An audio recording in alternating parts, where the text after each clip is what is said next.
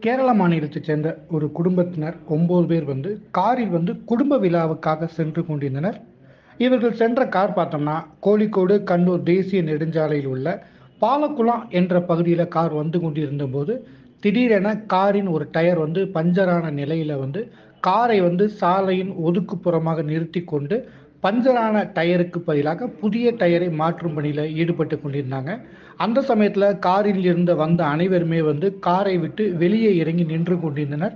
அந்த சூழல்ல அந்த பகுதியாக ஒரு மினி லாரி ஓட்டுநரின் கட்டுப்பாட்டை இழந்து தாறுமாறாக சாலையில் வந்து கொண்டிருந்தது.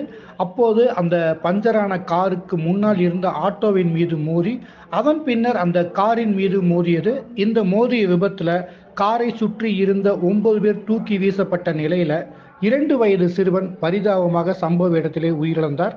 காயமடைந்த அனைவருமே பக்கத்தில் உள்ள அரசு மருத்துவமனைக்கு சிகிச்சைக்காக அனுமதிக்கப்பட்டு அவர்களுக்கு சிகிச்சை அளிக்கப்பட்டு வருகிறது.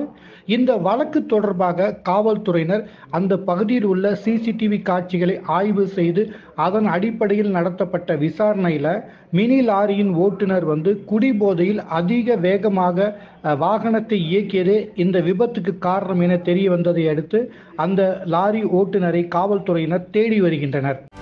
செய்திகளை உடனுக்குடனும் துல்லியமாகவும் தெரிந்து கொள்ள சப்ஸ்கிரைப் பண்ணுங்க.